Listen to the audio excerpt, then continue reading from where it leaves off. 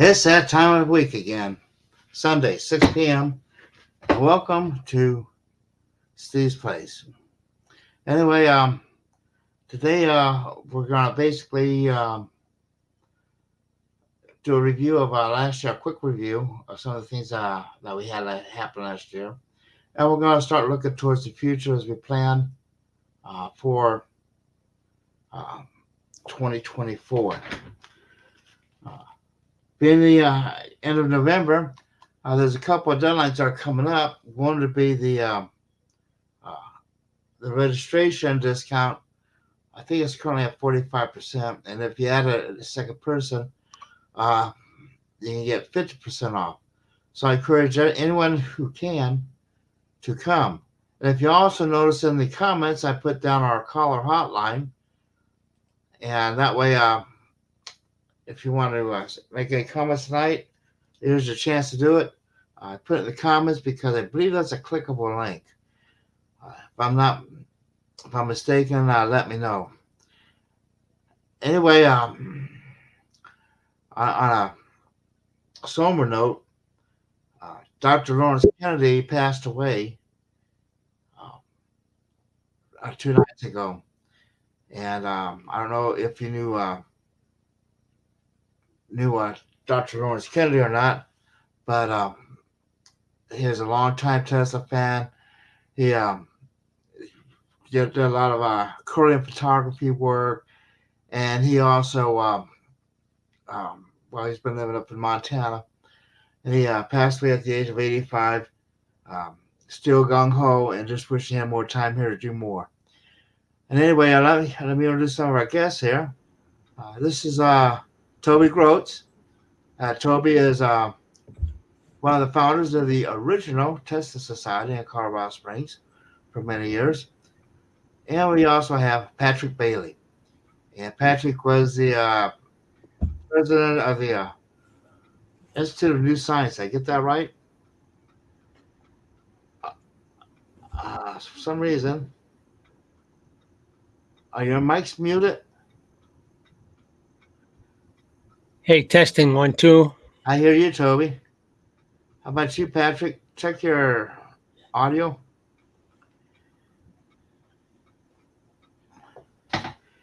Anyway, I'd like to remind everyone that this year we're going to be having our conference probably again in Crown Plaza, August 7th to 11th. Easy to remember if you're a gambler.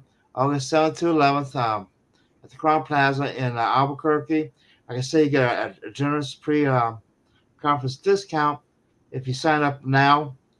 And I also have a call for papers out, trying to get some young people with demonstrations to come and bring them on. So anyway, I want to encourage everyone to start planning ahead, because if you plan ahead, you can. It's a fairly inexpensive conference to attend to. If you don't plan ahead, these things can get ahead of you. It can be very expensive. Uh, there we go. So, what can I do for you tonight, Toby? Hey, Steve. Well, I was interested in your comments about what to do to get more people to come, or to get some fresh ideas, and that seems to be real difficult these days. Well, COVID did a number on this country, and a lot of people have turned totally to the video world, and I don't want to do that. I want to continue having a live conference, because that's where you get to meet people. And I don't know if you remember back in 1984 when you put together the Centennial Conference there in Colorado Springs. That was a stretch. And we've been able to be having conferences ever since then. So. Yeah, and I really got to commend you, Steve, for keeping up the conferences, because to me, that's where the magic happens, is when people get to meet people. And I think, one of the problems was, of course, COVID kind of knocked the snot out of in-person meetings. And then with travel costs and hotel costs going up so much.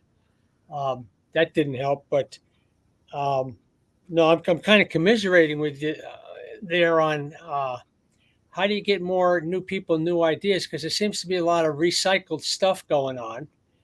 Um, although, I heard real good things about last summer's conference, some new ideas and some people that were coming online. So that was good to hear. Well, one of the things I'm looking at, I'm trying to hold the line with the hotel. Uh, Last year it was like $82 for the conference, and I'm thinking I can hold the line this year on that. Maybe it gets reduced a little bit, you know.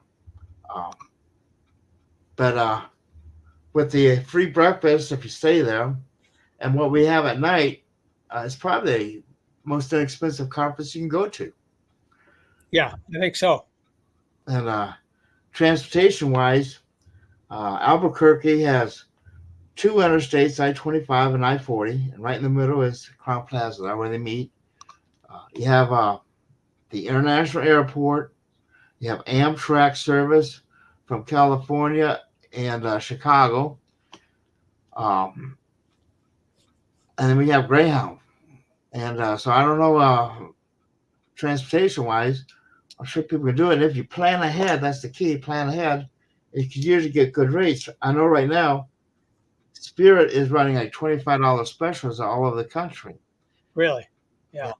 So it just depends. And plus, I think they focus so much on inflation, the overtime, and we're going to go through a period of deflation probably over the next 6 months. You know, um, but I say plan ahead, and our conference. We have not raised the price of our conference in about 10 years at least or more. You know, I can't remember the last time I raised it. So, and plus we also give generous discounts to people who sign up early. I hope that maybe you might be interested in coming this year, Toby. I am. It just kind of depends how things work out here in northern Wisconsin. So, yeah, I would like to get down there. But I think it is really ideally situated with two interstates crossing there. Yeah, and Colorado Springs is nice, but it's too far north for me. I can't handle the cold anymore, and I just don't have a bad taste in my mouth for Colorado Springs these days. Well, the cost of everything in Colorado is through the roof. Yeah, That's ridiculously priced. and Patrick, can you hear us now? We can't hear you yet, Pat.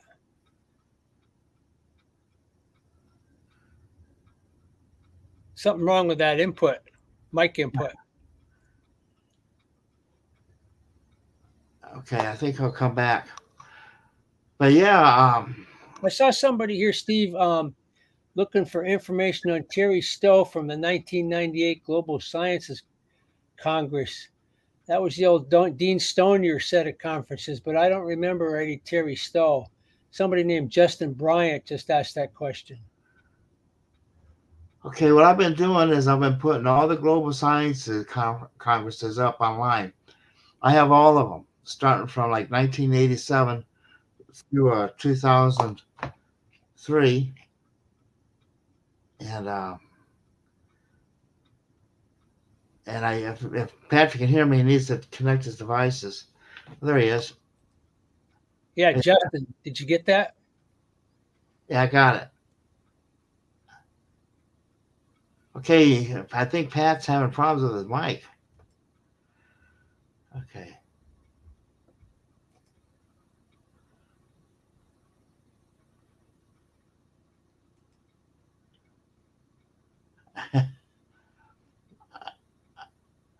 You may have to type it. You may have to type it in the comments, Patrick. Let's get that mic going. Um, if you look down on the bottom of your screen there should be things that settings. If you go into settings, you can set your mics up in there and test them out. So yeah, maybe your mic's on the wrong input. I just was looking at that settings.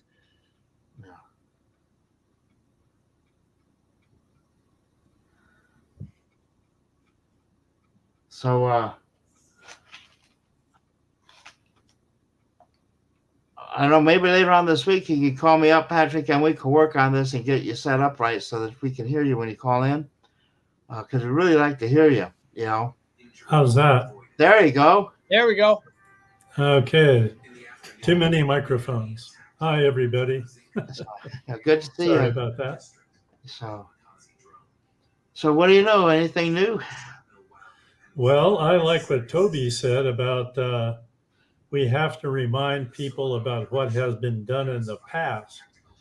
We kind of have a generation gap. Back in the 90s and in 2000, a lot of devices were very interesting, and some of them were shown to be frauds, but others looked really good. And now we have the problem of, I just looked at a device yesterday that looks like it possibly could work, but it was made intentionally as a fraud. So we have to defraud the frauders, as it were. But it's definite that we need to have kind of a website that says, here's all the good looking stuff we've had in the past for younger people to take charge of a project. Check it out. See if it'll really go somewhere. And Toby will remember Paul Brown. He had an idea to use strontium-90, put it on a silver plate, and put that plate into a resonant circuit and draw power from the decaying isotope. Everybody thought he was nuts, but it worked. And then he was arrested for 2 or 3 years? And now it's all being run by Sandia. So there's an example of a crazy idea that worked out, but I haven't seen it on CNN. Well, anyway, I hear some Christmas music somewhere in the background. yeah. Yeah, that's my wife on the other computer. Nancy, can you turn the audio off? Thank you. Okay. Well, what I'm doing now is I'm taking all the global science conferences. I got them all.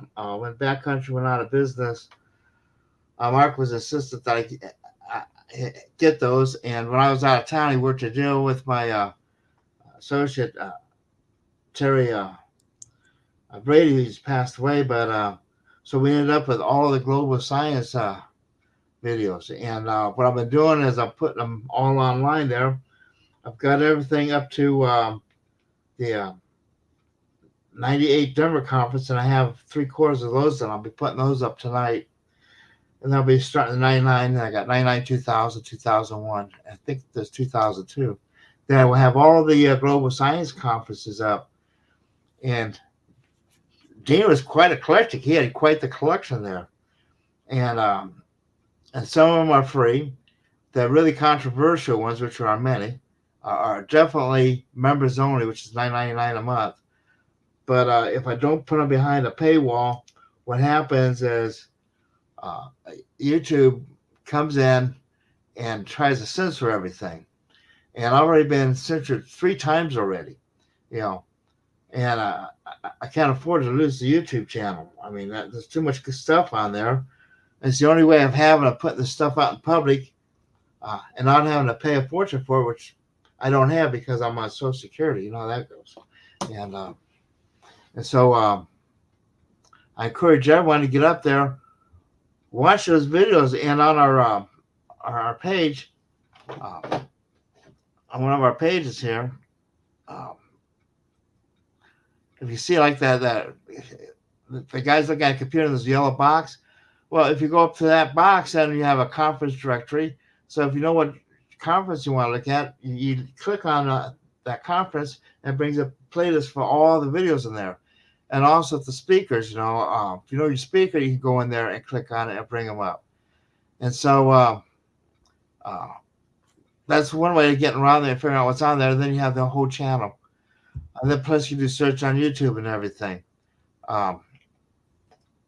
It's just that a ton of material. And some of these guys, like, I don't know if you remember Wayne Rowland with Wayne Water. Yeah. That Khalil Silver. He's been dead for 8 years, you know, and he's my heaviest hitter. I get a call every other day about him, you know, and so that's still we're still being done by Silverwater. The lady was at our conference. Hopefully, she'll speak at our next one. Um, but like I say, you know, these old timers, you know, this material you're not going to get anywhere else, you know. And Okay. Yeah. Hey, Steve, I got a question. yeah, So I'm on your teslatech.info. Now, to get to that $9.99 a month subscription, where do you click? okay, you click on the okay Tesla Tech channel, Okay. and then you should hit subscribe because that's free. But then it also should have a button that says join. And when you go to join, make sure you go to the $9.99 level and not the $2.99. The $2.99 is more of a donation. Okay. And that's really all there is to it. And it's you try it on a month, you know, you can try it for a day and quit, you know. These people YouTube are very well. Yeah, I'm getting it here. So I'm putting it in PayPal. You want to get the $9.99 one, right? Got that, yeah. Yeah. And so to me that's the future, you know, and we're working on trying to maybe do an organization. I don't know where all this is going to end up at because I'm 67 and that means I got a lot less ahead than behind, you know. And we need to get young people involved in this stuff, and this is the legacy. And I have all the Tesla Society. I think I have all the Tesla Society ones that were actually made, and I just got to get those converted from VHS tapes into DVDs. That's my next project. Mm-hmm. And I'll be putting all those up there. And I got all of Valone's stuff, the coffee stuff, we'll be putting up there. And this is kind of like the archives. And too bad we didn't have this about 30 years ago, 40 years ago. We'd have quite the collection. I don't know where the Institute keeps their stuff at, Patrick. Do you? Oh, we lost him again. Okay. It automatically muted. No, I don't, Steve. I don't know what happened. So. Okay. Yeah, I just went through the PayPal to join that $9.99 a month. So I'm kind of putting a shout out to all the people I see in the chat room here. Hope they'll consider joining that as well. Yeah, you popped up in the comments there. Okay, I see me. Yeah. Mm-hmm. Remember. So, thank you. We appreciate it. So, but yeah, you know, there's just a lot going on. You know. Well, you know, one thing somebody was just mentioning to me the other day, and that was that we need a list of, and they were kind of kidding around, called the LACA list, the LACA, LACE, the liar and con artist list, and then so of course that gets into liabilities and people's going to sue who, but you know that list that Pat and I put together years ago on the devices we examined and looked at. Was a real preliminary approach of trying to figure out who was what out there and who had what. And then Peter Kelly out of England, who I believe is passed now, put out this giant 400-page list of devices. And that's available for download somewhere. And then also Gary Vesperman has this display of devices that he takes to libraries and conferences with all of the interesting technology that's kind of outside the box. But it's almost like what was being suggested to me is we need a list of people, technologies, to tell people don't waste your time with this technology or Don't waste your time with this device and ignore this guy or that guy. And that's hard to do because then you get into liability. But, there are a lot of people that are promoting things that maybe they believe it and, they've talked themselves into it, but it doesn't work. And they've been doing it for years. Yeah. Well, but I'm leery of that too because like I worked on this device. I worked 3 weeks and stopped working. And the guy that was showing me how to do that, they got him to go take off with him, but the deal was he couldn't work with me, you know. And so a year later, next thing you know, they're branding him as like a fraud, and they claim that this stuff all came off of microwaves and everything, which is not true because I live in the middle of nowhere. We built the thing, the small one in my shop, you know, and for him to have a microwave generator, it had to be underneath his truck, and it was one of those small Fords, back in the day, the real small ones. Yeah. And there's no way, in the back of his truck, he had a 300-gallon water because we lived out in the outback of Arizona, and there you have to haul your water, so, and that's how I caught him when he left. He disappeared. Then 2 weeks later, I hear the truck out back because I lived right next to the best watering spot in the state. We had like a 2,000-foot well there, and it was always sweet water.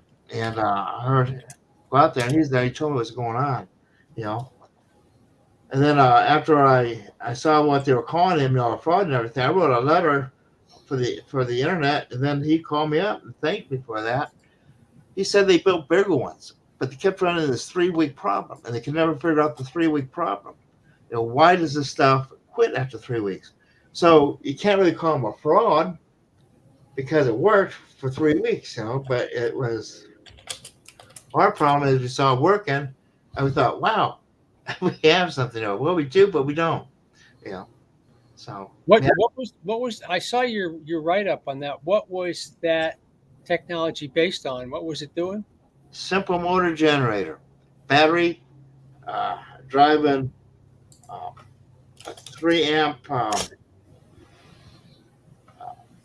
motor from Granger there, Kermac motor, which was driving an alternator, which was feeding back to the battery and the motor. It's motor generation never worked. You know that. But when we had this wire, had wires and everything, and it was crazy, And I can send you the plans for it. Let me make a note of that, Toby. I'll send you the plan that we have put together. One thing we've noticed over the years that it seems like some devices only work when the inventor's there, and some devices may be subject to intergalactic, planetary, cosmic alignments that we are totally unaware of.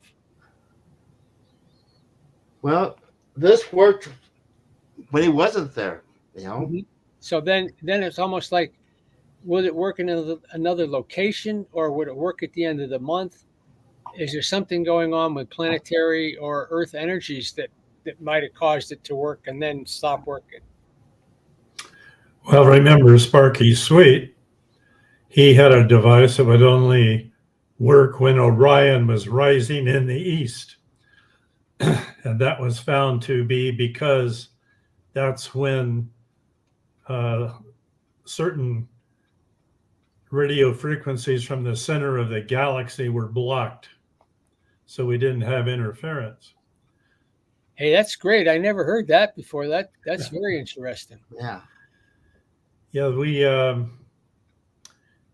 lot of people study it in astrology, but things do happen when the planets move around and when the sun moves around the star Sirius. So there are things going on every year. What am I trying to say? There's also the phenomena that when the moon blocks the sun, just before it blocks the sun and just before it comes out, pendulums run backwards. And these are known physical facts, but they don't put them in textbooks. So people don't know about them. They don't question them. They don't do experiments. I'd like to see funding be made available for fooling around. We could have the Institute of Fooling Around and keep track of what's going on, and everybody could contribute, and Steve can be president. Not for long. Anyway, here we have a comment here from Grandmaster UV. He's on the APEX, Alternative Propulsion Engineering Conference, and they discussed advanced propulsion. Okay, from symmetrical electrogravitics to electromagnetics things. And here's the other part. So that's going to be a future, I think, is electrogravitics. I look at all this, Yeah. Tom Vallone has a really great book about that and how it was applied to the B-2 bomber. You get it up to a high altitude, let it charge up, turn the fuel off, and you just wait until you run out of food. Paul LaViolette had some good information on that. Yes, he passed on recently, but he had a lot of good information. So Grandmaster UV, all of you guys ought to take a look at the electric spacecraft. What was it called? Charlie Yost's Electric Spacecraft Journal. And all those back issues are online. If you look up Electric ESJ, Electric Spacecraft Journal, all of those are online now. Charlie Yost's daughter has saved all that and has done a fantastic job of putting all those magazines online. There's some really everything from the backyard inventor to some real high level mathematics in those old electric spacecraft journals. But everybody in the chat room ought to take a detour and look up Electric Spacecraft Journal and find that website, because you can download those issues. I put it in the chat. Okay, great. And I have a couple cases of those spacecraft journals. And it's storage. My problem is everything's in storage. I have the New Energy journals. Oh, yeah. Institute for New Energy. Yeah. New Energy News. Yeah, I got those. The not the New Energy News, but the journals, the big thick ones. Journals, yeah. The Hal Fox used to put out. Yeah. I have all those. I think I have maybe one or two complete set. I have tons of all the other ones because they were cleaning out the garage up there. I can't remember his name. I'm sorry. My mind is not the same anymore. But one of the gentlemen up from up there in Utah, Maury couldn't handle them. So not Maury King or Hal Fox. No, there'd be another guy. Okay. It's on the tip of my tongue. He spoke at one of my conferences. Some obscure mathematician stuff. Philosophical thing. Oliver Dickelson? No. But anyway, I went up there and picked them all up and put them on my pickup truck because they were going to dump them. So I got all those, and I was planning to bring some of those to the conference and seeing if anyone wanted them, at $5 a book, and they're really thick books, Yeah. But I'm trying to keep one set. We need to have an archive is what we need. Carmen Miller, which I haven't seen her since she and her dad were at a conference. Hi, Carmen. She asked, "Are you talking about Sterling Allen?" No. Okay. But here's a comment from Carmen. Earlier comment. It's talking about Muller's technology. Remember that? That's true. That's true. And he reported that it was working fine. Yeah. And I'm thinking. Let's talk about that for a second. This is an idea where people don't understand it, so they say it can't be real.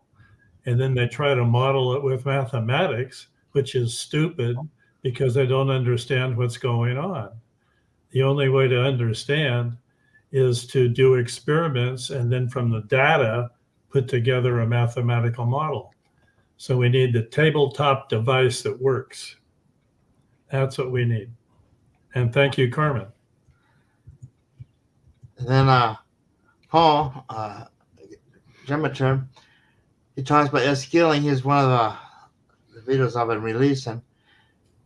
He said he is passing out schematics, and we don't have an online repository of papers or slides that were passed out at previous conferences. We don't have, at least I don't, have an organized method of storing this stuff, throwing it in boxes, and that's one of the things we were hoping to do someday is get a building where we can actually be in and unload some of these boxes.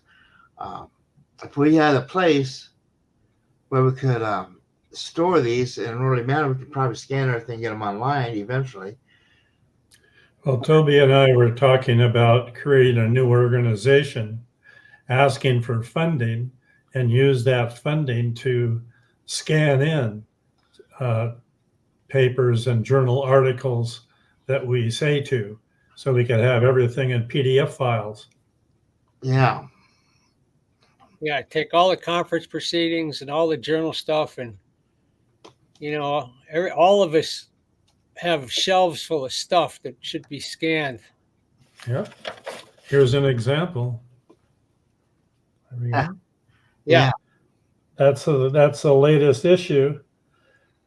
And this is Infinite Energy Magazine. They have a lot of math. And I'm really good with math. I have a PhD when I was 28. And most of the math doesn't mean anything, because the only thing that matters is what you can see, touch, and feel. So the math will come later. Yeah, I just heard some bad news potentially about Infinite Energy Magazine. One of their major funders checked out, as we like to say, and the kids are kind of cutting off the funding now. So they're not sure how much they're going to continue coming up after the first of the year, if they'll be able to keep up the salary for the people that they're supporting to put out Infinite Energy Magazine. So I'd address this to all the people in the chat as well as you guys. If you got any Infinite Energy magazines, get a hold of them now before they disappear. I plan to do that, get some back issues. Yeah, they have cheap bulk rates for past issues. I've got a box in the garage. Well, it would be good if there's some way we get a copyright release to put the stuff online if they ever go under, just in case, Right. I'll suggest that to my contact. I got all my magazines, that I've done, and I had to stop because I just didn't have no money. It was either conferences or magazines, and everything went in the conferences. And I'm pretty much a one-man show, which is not good, but my partners, they all passed away, I think we could reestablish interest if we had topics where we knew there was hope of success. I think there's hope and success of everything, because what may seem stupid now, material sciences and everything moves forward. Our understanding of science moves forward, and things become more and more viable. Our problem is you have all these vested interests, like think of SpaceX. There's a guy, he's spending billions of dollars reinventing basically reinventing the space show. Actually, he's doing the Apollo program right now, and what a waste. Been there, done that. Well, a lot of the younger people don't know that a lot of these devices have been investigated and found to be not worthy of further attention. Yeah, the problem with Apollo, it got us to the moon. And they're reinvented. They should be doing electrical video kind of stuff. Maybe that's the kind I'm thinking. When I worked with AMI, we built the space shuttle seats, and we had like a Rockwell rep right with us. Anytime we had a problem, we had to go to him. And I know that Rockwell and the Lockheed, everybody was involved in that program. We wanted to build the fifth shuttle that they were planned, but they never built because they ran out of money. but the private companies want to build it, and the FAA would refuse to let them do it. You know, and now you have Elon out there just launching missiles left and right. You know, it's a shame if they would have let the legacy guys do their part too. You know, when they were willing. You know. Well, I'm trying to post here in the chat the exact website address for our database guide that Toby and I put together. And that was, let's see, the Institute for New Energy website was frozen in December 2003 because of Patriot Act 2. And if we would publish things on the internet that were felt to be useful to the military, they just threw you in jail without a lawyer. But there is that page still up, and I don't know how to get it into the chat so everybody can see it. I did email it to Steve and I emailed it to Toby. Maybe one of you guys can check your email, pick it up, and put it into the chat. Okay. Yeah, well, if I get that, I can make a link on my website for it. You know, I put it on the main page. I already emailed it to you. I've got the Institute for New Energy website, the database guide page. Our devices are listed by device name, inventor's name, interest criteria at that time, and how well it could be commercialized for money. Yeah. And I've also got Gary Besserman's website up as well. So you have that, Steve, if you can post it in another program. Yeah, I just tried to post it, and must be StreamYard shutting it down. Take out the slashes and put in spaces. Yeah, that's what I'm going to try and do. Yeah, just I've got it on text. You just do a find and replace. Find, replace all. Let's see what happens with that. Then it won't look like a website to the editors. There's always a way. Nope. Anyway, I like the idea that we can move forward again because the United States and other countries of the world have found out that electric cars, buses, and trains are a dismal failure. It's not going to happen. I don't know if they're a dismal failure. I won't go that far, but yeah, there's a big ferry that goes to Sweden or Finland, I forget which. They're not allowing electric vehicles on the ferry. Probably because the batteries burn up. That's right, lithium-ion batteries. But I studied those. But the battery, there's a new battery technology that came out this week, and I just kind of glanced through them. You know, all this stuff's going gangbusters. So the concept isn't bad. It's just that it's in its infant stage right now, and you can't be treating it like it's a mature technology when it's really not. You know. Yeah, it was oversold. Yeah, well, if he wants to stuff. I heard that Elon faked the self-driving mode, and he's getting sued over it right now. So, you know, because the guy who was operating the self-auto mode there, you know, and he got in an accident, and he bought it because he saw that demo. So, you know, they're releasing stuff too early, you know, right now. This is not regular software like it was back in the days of Microsoft. Remember that? They come up with a new thing, they introduce it, and next thing you know, you got all these bugs you got to work out, you know. And they're doing the same thing with that on everything these days. You know, I'm guilty of that with myself. When we saw that engine working, we went and made plans with selling plans, you know, but they only worked for 3 weeks, you know. Well, you mentioned Ed Skilling was mentioned earlier, and Yeah. I met him he was at a Global Sciences conference in Denver back around, early 80s. And he told me about the basket weave coil that he had. Yeah. That was Hendershot, I believe. Yes. So Hendershot has a 100-watt light bulb on this board. So the board's like, you know, 18 or 12 to 18 inches square by 18 by 18. And he's got the basket weave coil on it and the capacitor in there and 100-watt light bulbs running. So he gives it to Ed. Ed takes it home. Now, Ed was a electrical engineer working at Boeing. So Ed takes it home and he can't get it running again. So he can't start it up. He's trying to start it up the way he was shown how to start it. So he takes it back to Hendershot. Hendershot tinkers around with it. The light bulb lights up. Good. He takes it home. It won't work. So it's a case where it only works when the inventor's there. Like the Keeley machine only worked when the inventor was there.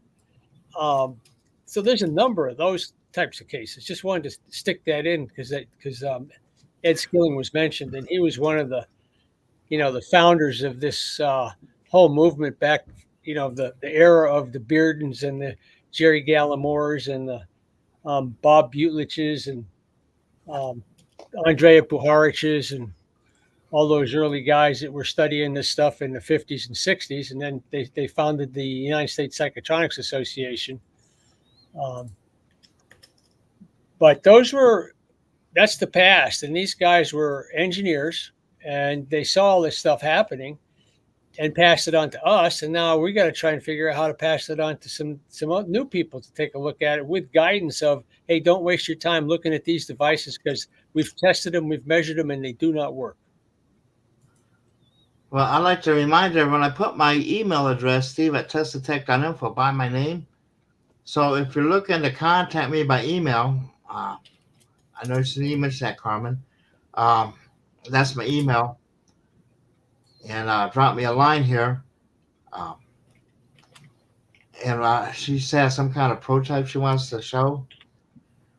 Maybe we could bring it to the conference, Send us an abstract, bring it to the conference and show it. And that may be a good place to auction off if you want, if that's what you want to do with it, you see. And so, anyway,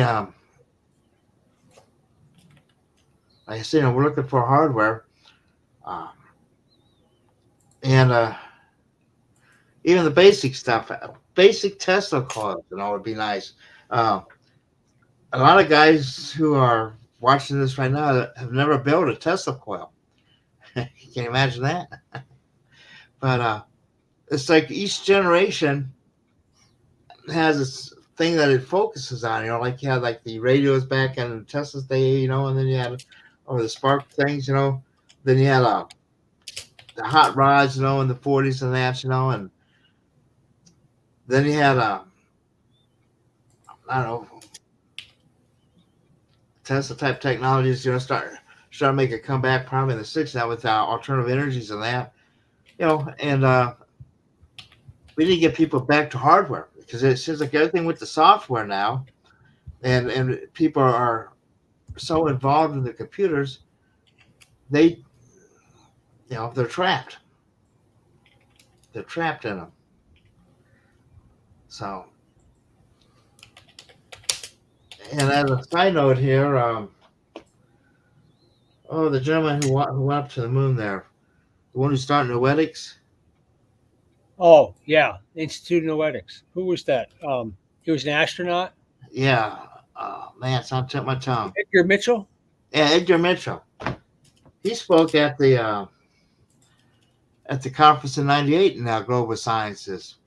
And I'll be putting that up. Might even go up later on tonight. And this old stuff, you're not gonna. This is original material, source material. So. Well, I'm sitting here trying to put in a website into the chat, and it's really deleting everything. Wow. So they've got you targeted.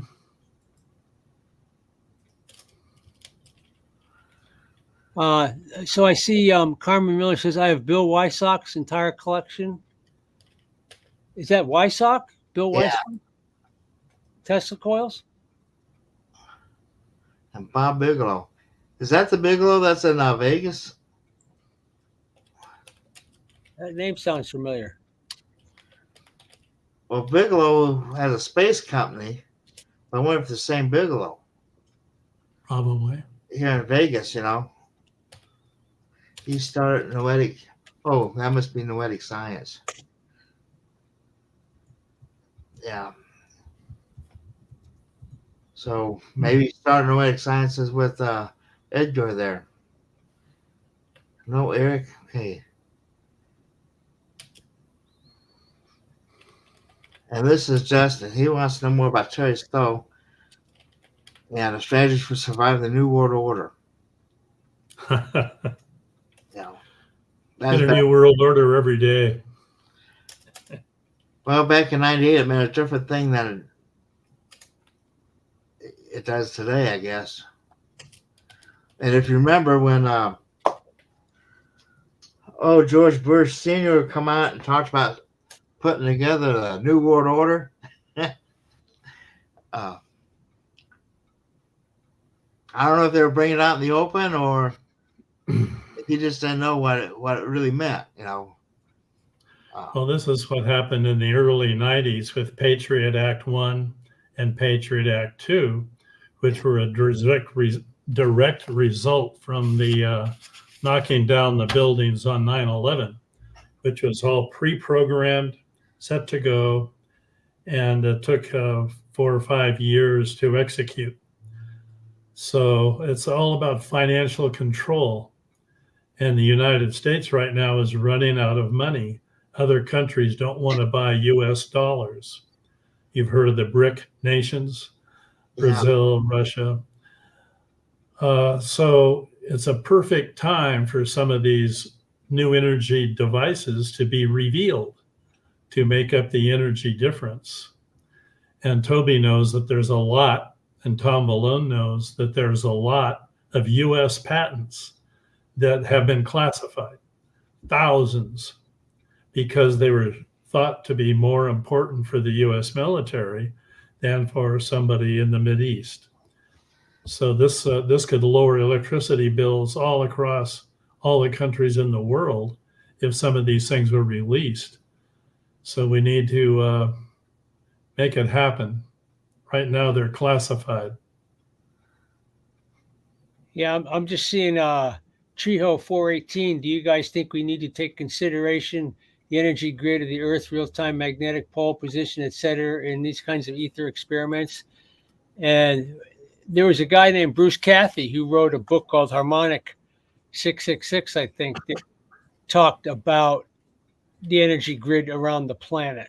And so to answer that question from Treho, yes, definitely.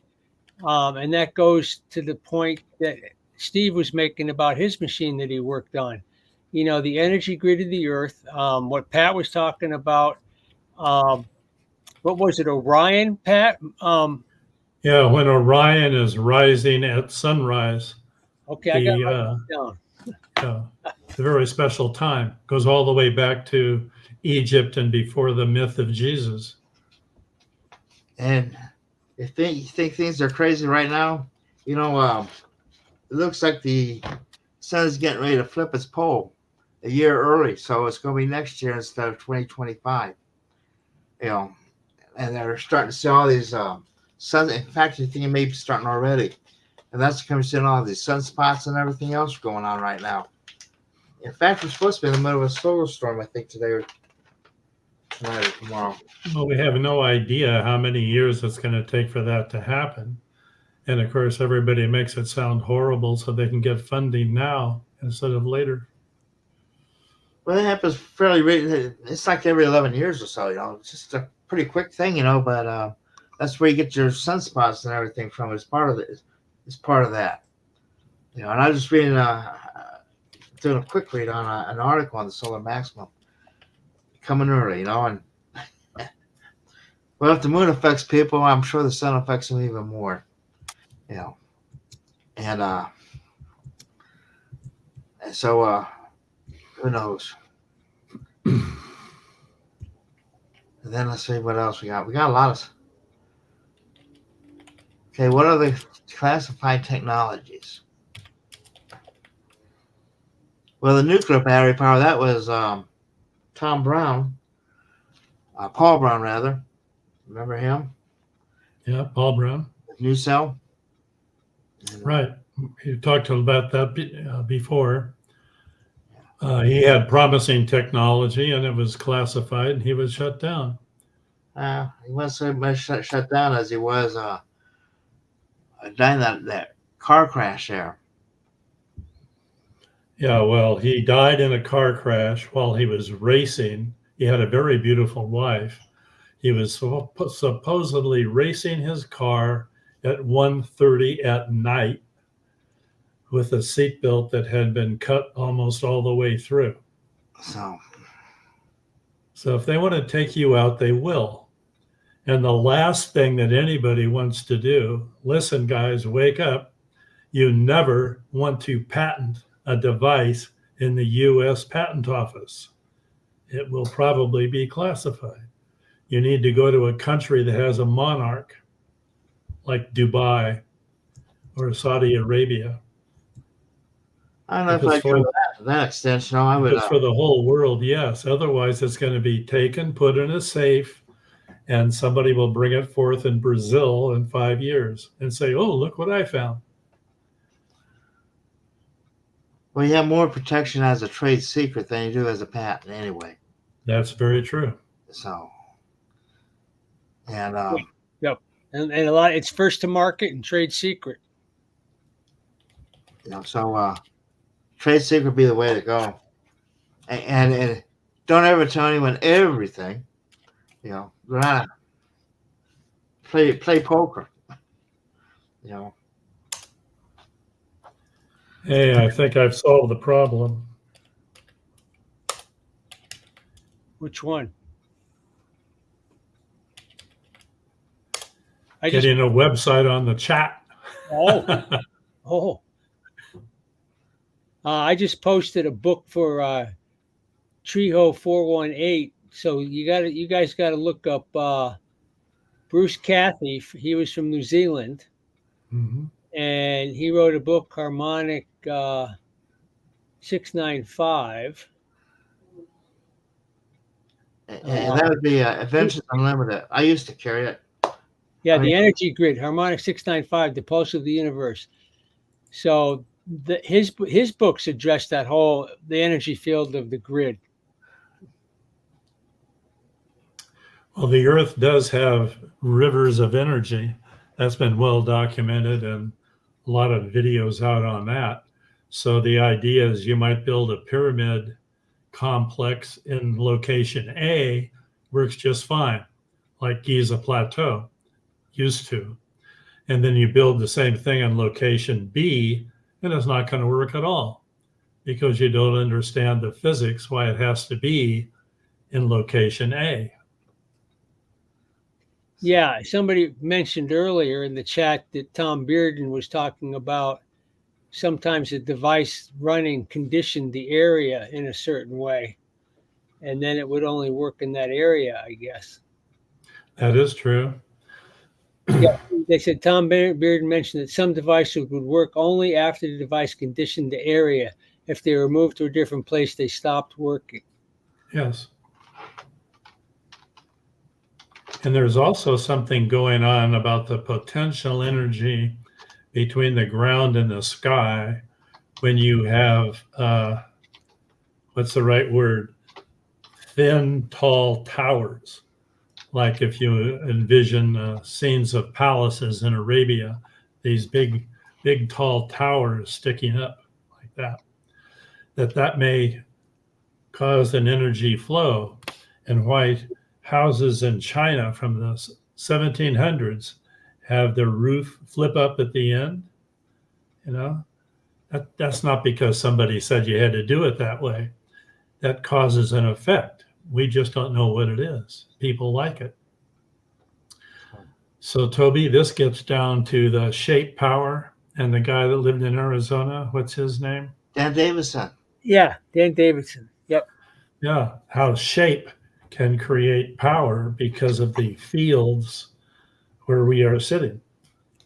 Yeah, like the Tibetan stupas in the design. Right.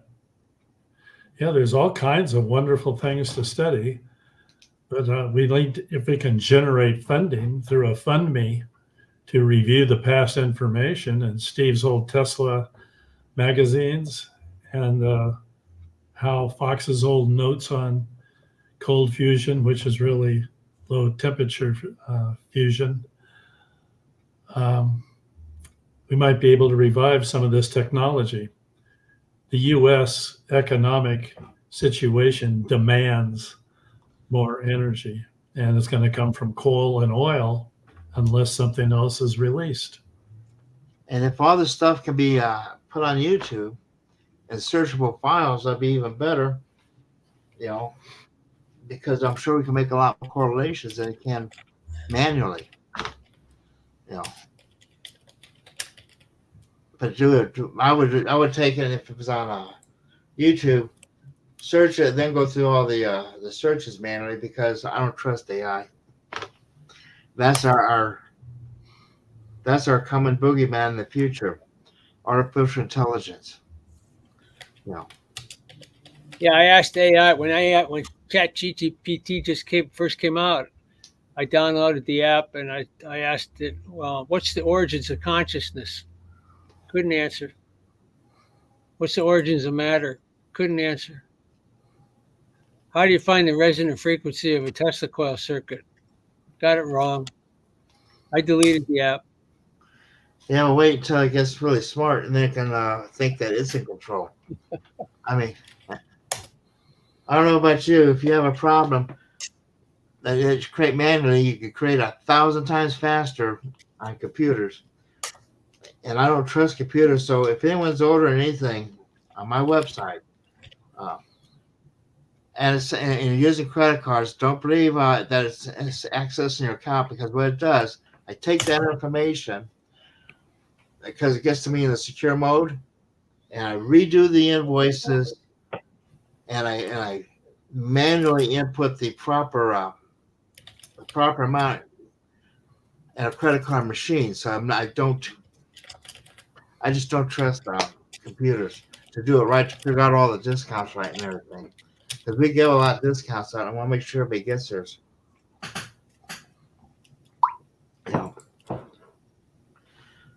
So. Yeah, I see a comment about the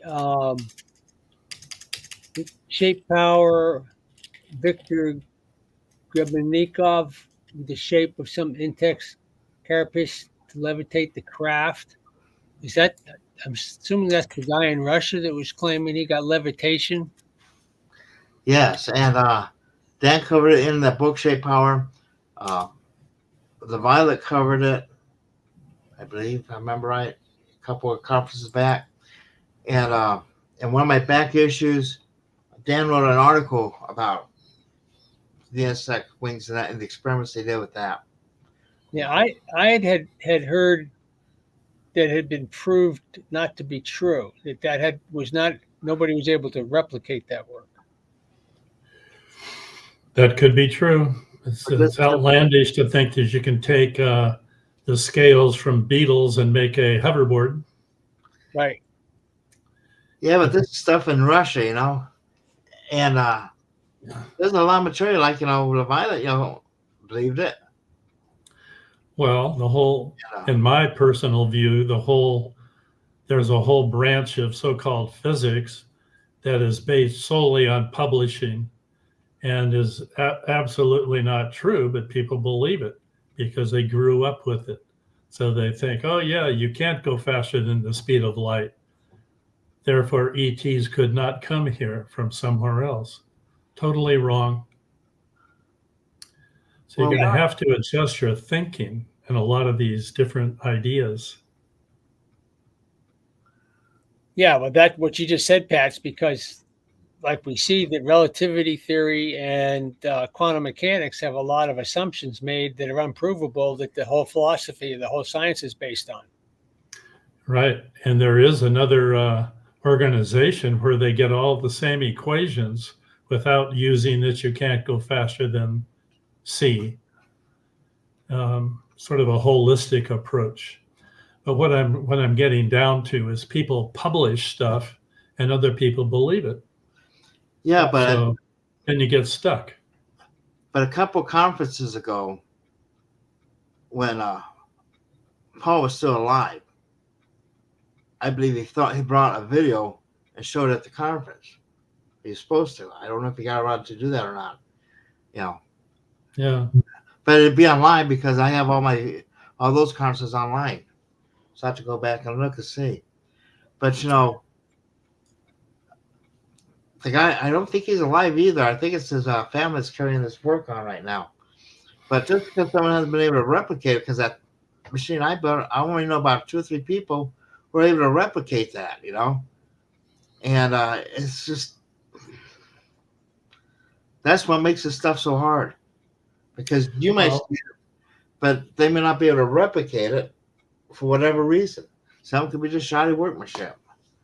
There is also what I would call the safety patrol. I think there's an active group in the international government that watches over research, and anything that starts to get developed that gets too dangerous, like could cause earthquakes like Sparky Sweet did, that's immediately suppressed. And another area similar to that is anything that loses weight is suppressed, heavily suppressed. Anti-gravity is the second most classified thing in the United States government. You're not going to ever see how a hoverboard works, but you can watch other stuff in the sky. That's legal. Well, I agree with half of that. You might not see it, how it works before it's time, or they determine it's time, but eventually it all gets out. Like even nuclear weapons, you know, it's fairly easy to build, you know, but I had a chance to go on a cruise with the San Francisco Shrine Group, and I took the little side trip to go visit Nagasaki. And I went in a little park, all green, surrounded by nice suburban houses. That was not an atomic bomb. I've got a PhD in nuclear engineering, the stuff they teach you about the half-life of nuclides and fission products. That was probably a big fuel vapor bomb. So there was a lot of belief that goes into our thinking. We have to stay more open. Don't believe everything people say. well, I believe in the nuclear weapons and that, you know. They do. They exist. They exist, but they're heavily controlled. You're not going to find it in a magazine. Well, I worked on the Pershing 1A, just as the Pershing 2 was coming out, you know, and they're now illegal because they're intermediate types. And my dad, he worked in Rocky Flats, and there by Denver, and they rebuilt those weapons every 3 years. You got to rebuild them, otherwise they won't work. You know, and like I said, my dad and all that. I want to respond to what Maria Gonzalez said here at 6:59 about we can't explain why bumblebees can fly. Well, I imagine by now somebody at NASA has figured it out, and it's classified. And supposedly there's even an anti-gravity room somewhere in Virginia to help train astronauts. But all the good stuff is heavily classified. You seen these lasers they're coming out with now on these ships and everything, and on these trucks, you know, these laser weapons, and there's a lot of stuff out there and everything. But in '84, I was on a field trip, you know, with our engineering class, you know, down to Kirkland, you know, and the Air Force guys showed us all that stuff, you know, the airborne lasers. They just figured out how to make it work using a ring laser so they can overcome the fluctuating atmosphere. You know, they had all that stuff figured out in '84, and now they're like, "Oh, wow, this is brand new stuff." What ain't? Well, anything that can be used for mass murder will not be allowed unless it's being used by the highest echelon of World Health Organization government. As far as I know, that's the peak of everything.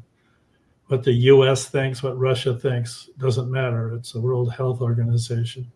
So you all need to go see the first part of the movie, The Day After Tomorrow. I'll type that in. It's The Day After Tomorrow. Remember the other one? The Day After? The Day After Tomorrow. Yeah, well, there's a movie, The Day After Tomorrow, but there's another movie that's back in the 80s. I think it was The Day After. And that's when they had that nuclear attack, a nuclear war. Oh, that's different. Yeah. That's kind of. Yeah, Toby mentioned the book, The Coming Global Superstorm, being caused by overheating on the Earth. And that's causing extreme weather events. The weather is not getting worse and worse and worse. Just these particular events are getting worse and worse and worse. And if they don't do something to reduce the CO2, we're going to have more and more bigger and worse extreme weather events, period. That's because the Earth can't absorb all the heat anymore. Well, it has to do with the North Atlantic current. It goes up to Scotland. That's The Day After Tomorrow. And that's because they get so much fresh water melting, it provides a block for the current. It blocks the current from happening. And the warm water suddenly shifts further south, and that creates a thermal imbalance in the northern hemisphere, which gradually gets worse and worse and worse. So we've had already in Sweden hail the size of softballs. We've had huge floods. We got we mentioned it before, somewhere in the Arab desert, it's snowing. Massive floods in China. Yeah, I just talked to a student at the University of Virginia that's taking a class with some of the top atmospheric oceanographic researchers, and they were telling the class that, and I had heard this a couple of days previous, and she confirmed it, that the research shows that current that keeps Northern Europe warm is like just a fraction away from collapsing right now, what they're measuring. I believe that. Okay, here's a question. Will the sun take down the power grid? I think he's referring to the solar maximus. And there's always the potential for that. It has in the past. Yeah, the Carrington event in the 1800s. Yeah. It took out all the telegraphs in North America. So you get that solar flare goes across Earth, and it can take out the grid. There you go. During the Dan Davison conference, he mentioned a Canadian boy around 1920s and 30s with a car transformer retrieved and built an anti-gravity belt seen hovering around the harbor of Vancouver. Huh. Don't know that one. I don't know either.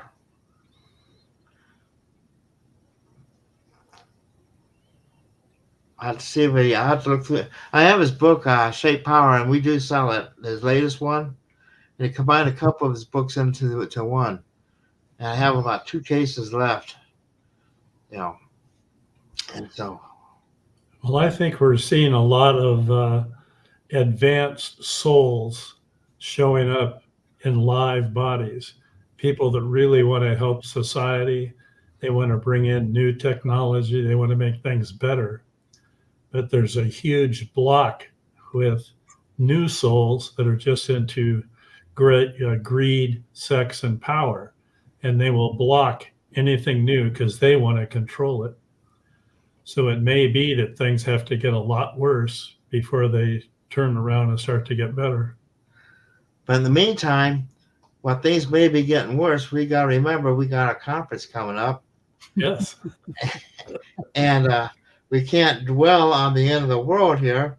We ought to be planning to come to the conference, consider it like a family reunion, because you're going to find a lot of like-minded people there at this conference, and start planning for it, get registered, start getting your travel plans together. Probably by February, I should have the hotel accepting reservations. So just plan on it. And if the world goes to hell and it's gone, well, it didn't really matter anyway. Now, did it? and that money that you have isn't going to do you a bit of good. So instead of focus on saving money or doing this, focus on doing the best you can, if and learn more about the world around you, you know, because we're all only here for a short period of time anyway, you know. And you should mention, Steve, that a lot of the really good information comes to talking with people in the hallway, at their booths, and having lunch and dinner with them. There are some things that people will not say in front of an audience, that they'll share it with you privately. Yeah. And we ought to have a way to kill cameras because I don't know about you, but there's cameras everywhere these days. I can't even go out my door. The neighbor has one of those doorbell cameras, so it's recording everything. I can't even leave my door open because if I happen to walk by and to the bathroom and I don't have my clothes on, well, they get a free shot. So it's just really so people are really be careful what you say in public, especially, and that's when these guys to the conferences, they like to okay, here's Carmen, I will come and speak. Okay, Carmen, send me an email and at steve@testtech.info, and we'll get you all signed up and set up, and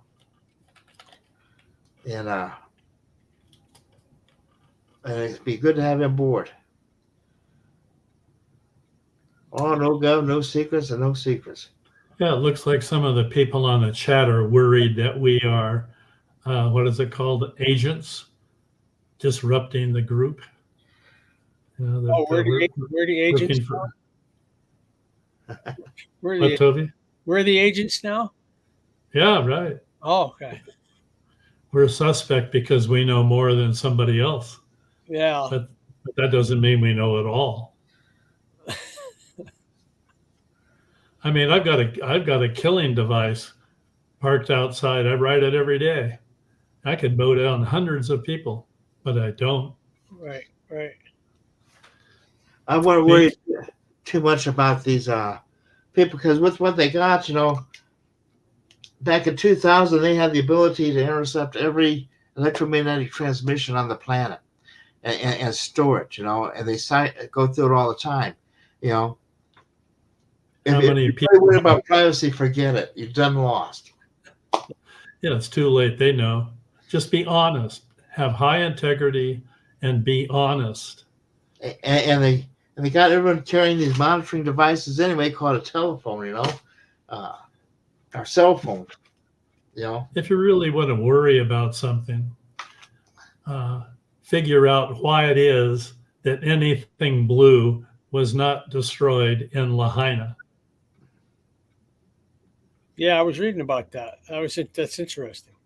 Let's not go there because it's really emotionally upsetting, but it's true. Well,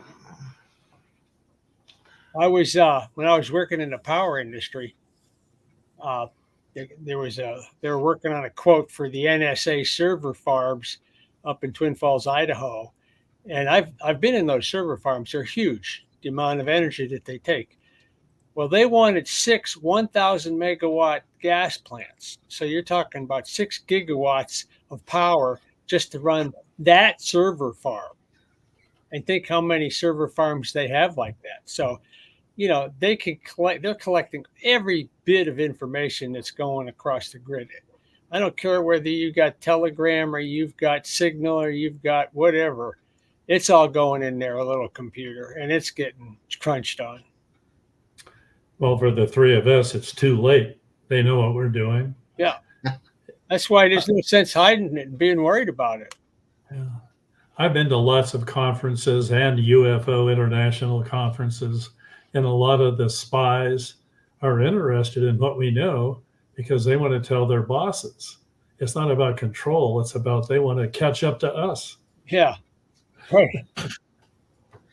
Well, I know about 2 miles from where I live right now, they just opened up this new Google facility, and it is huge.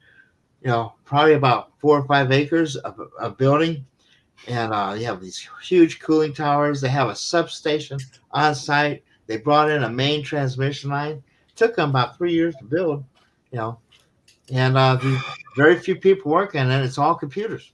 Yeah, just giant data center. Huge center. Yeah. I mean, you're talking.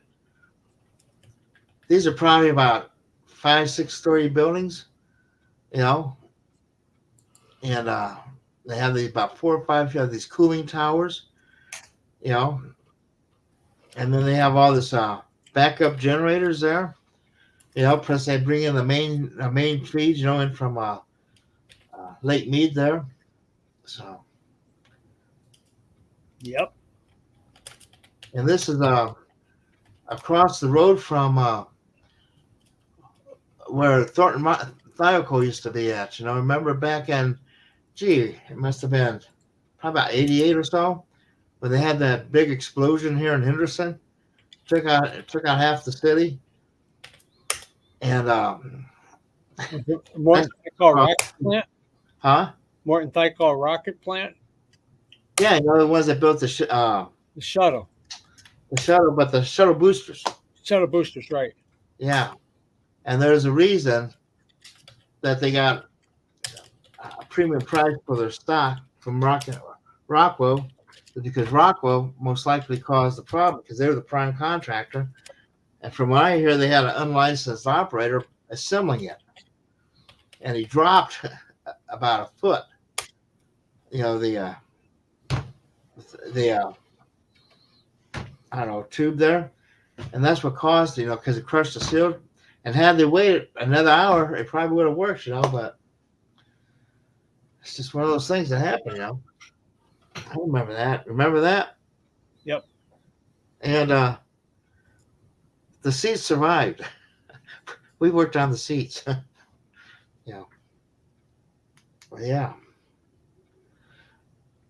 So, Well, how can we get more people to sign up for your conference? So that's the point of this show. well, it's just want everyone who's listening to let other people know about it, for starters. Is it possible? Is it possible that you could have one of the opening sessions be kind of a review of all the weird stuff that we've looked at in the past, and this doesn't look good, and this does look good? We could do that on Wednesday night with the Wednesday night session. Well, some people have to fly in. Well, that's when it normally starts, on Wednesday night. That's the first, Oh, people okay. are there anyway. Maybe it could be videotaped. And everything's videotaped. Well, we don't use videotape anymore. We video it. It'll all be recorded. Okay, thank you. And yeah, that would be good. But yeah, we need to get that. Do you have contact with the Infinite Energy Group for advertising the conference? I used to. I haven't. They still send me the magazine. They're kind of locked into hot and cold fusion now. Yeah, but I used to trade advertising with them. So that's not really a problem. It's just a matter of, first of all, we need to get people who know people, because we all know people who do things. But to have them go out and let them know about us and about the conference and that, and get them to, hey, why don't you take it to the conference and show it? Yeah, I have that. Yeah, I'm just showing the articles. Yeah. What's in this issue? I can't really make it out. Let me see. Yeah. That APEC group, that electrogravitics group too, that they were talking about earlier, they're a good place to advertise it. Yeah, and I'll be getting with them. In fact, some of them spoke at our conference, and Tim Ventura is pretty active with them. Yeah, and USPA. He's trying to get his conference going. He wanted to kind of combine it with my conference, but I'm going, well, we really don't want to do that. What we need to do is for him to get something going in the East, because that's where his strength is. And he needs to get that rebuilt out there. We need more people doing this, not less. Yeah, you mean Scott Butless you're talking about? Yeah, Scott. Yeah, they're trying to figure out how to do another conference in the Chicago or Upper Midwest area. I do know that.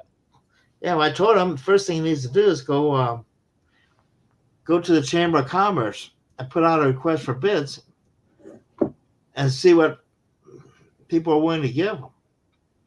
The other thing is ask for the world, Like, I don't get what I get at my conferences because they like me. They did because I asked for it. And then they can make a decision whether they think I'm worth it or not, But if you don't ask for it, you're never going to get nothing. Toby, has anybody replicated the Maternita device? A 3-foot disc, counter rotating.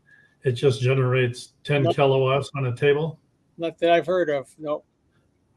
That's a definite works. And yeah, Stefan Marinoff confirmed it to me, and he was one of the most skilled theorists and hands-on builders I've ever met. And he said he sat alone in the room with it and put a load on it, electrical load on it, and it didn't slow down. And to him, that confirmed that it was over unity. It was sitting there running, revolving continuously. And when he increased the load, it kept running at the same speed and RPM. And you have your Tuare device that you've always been interested in. Yep, that's another one that looks like it could be replicated if somebody came up with the funding for it. Well, hell, somebody's winning the lottery every week out here. All we got to do is get them interested. Right. Yeah. To play Over the $1 billion Powerball, give us a $2 billion pocket change. Well, to play that in Nevada, you got to go to Prim on the state line of California, which is about 30 miles from here, or you got to go to Last Chance, which is about 30 miles in the other direction. I'm not saying to bet. I'm saying to convince the guys that win. Oh, it takes $1 though, $1, and you can be a billionaire. It doesn't matter who wins. We just need to reach their ear. Well, it's easier if you win though. Because look, you want to save the civilization or not? Sign here. Yeah. Watch the movie Day After Tomorrow. Yeah, that's a good movie. That's where I started understanding exactly what they're talking about. Where they're talking about the Ice Age, global warming turning to the Ice Age, because it is really an oxymoron, actually. The idea is that tornadoes and cyclones get so bad that they reach way up into the upper atmosphere and they bring down basically way below zero air. So the center of a storm like that, everything freezes and within a few minutes. And a repeat of that earlier in history would explain frozen mammoth elephants with fresh vegetables in their stomach. But this is also based on a DoD study, too. Oh, I didn't know. Yeah, it's based on a DoD study, and the DoD studies this climate change because all weather is national security. Well, the Center for Extreme Weather Event Study is at Stanford, 20 minutes from me. And that was the reason why the president went to San Francisco about a month ago. He wanted to go to the extreme weather meeting. All these bad things happening to all the countries around the world, including London. And somewhere in my storage, I got this book, which is a bunch of clippings that this guy put together. And he put a correlation between the GWIN sites, ground wave emergency network that we use for nuclear attacks, and the weather. And he says around those GWIN sites, the weather really gets intense. And so they connected to weather modification. They tried with chemtrails using silver and iodine to cloud seed for rain. Then they started adding toxic dust left over from burning coal because it's hazardous material. This way they can dump it away for free. And that idea was to block out the sunlight so the oceans wouldn't get so hot. And that didn't work. So then they tried a big project to use the batteries in cars and trucks and buses. That didn't work. So they're frantically looking for ways to cut down the increasing CO2. And it turns out that every person that's alive contributes about 1 ton of CO2 per year.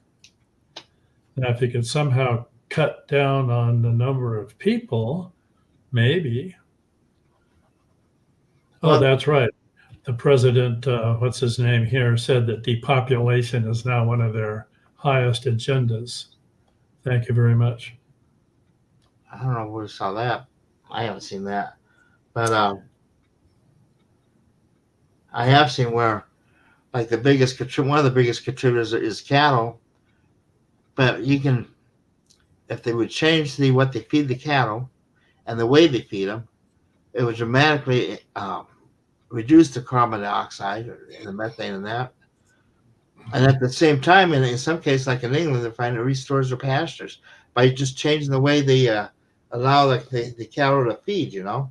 Mm-hmm. It's really not, regenerative agriculture type techniques. yeah. Yeah. So, Well, I was very good in high school with the bathtub problem, right?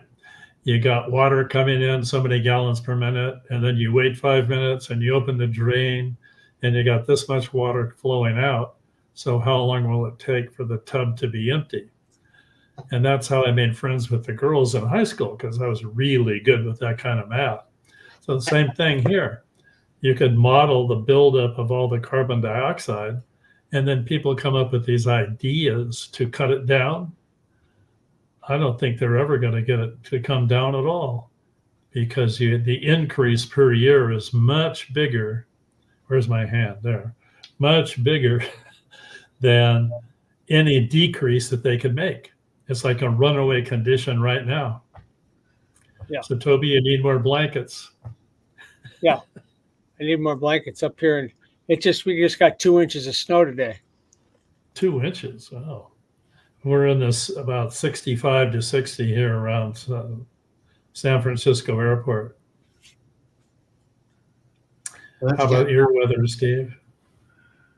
Well, it's getting cold. I mean, it's down in the 50s right now. 50s, 60s, you know. And then it drops down. Well, they had a freeze thing last night, but, you know, we're not used to that cold. I couldn't do the cold anymore. And that's what they dumped me off on this runway in Mountain Home, Idaho, and we were drenching wet, and they had us sit there for a week, and this cold wind come out of the north, and it chilled us to the bone, you know, because some lieutenant didn't know how to schedule air flights in, you know, to pick us up. And they didn't give us our hot rashes like we're supposed to have. You know, it's one of the reasons I got out of the military, you know. But, yeah. Well, the United States was all about money and making money, big business. So all the money being spent on weather control, I would say, is to limit and suppress extreme weather events. They don't want hurricanes like Acapulco all of a sudden coming into LA. Well, it depends on what kind of investment you have. That's just got to look, follow the money. Who's on first? Follow the money. Like they said in Watergate, follow the money, you know. And if you follow the money, you know who's pulling the strings at that time. And it won't always be the same person. Some people are posting about politics and religion. I think that's off base. You got to stop thinking about us and them. You got to start thinking about everybody. Well, that I think it's about time for us to call it a day. Yeah. Because I avoid. You talk about the weather, boy. It's picking up. I can hear it out there. It's about 30-mile-an-hour wind gusts. Yeah. More snow coming. Yeah. Keeps it close to the bay. That's only good for Christmas, you know. You want snow on Christmas?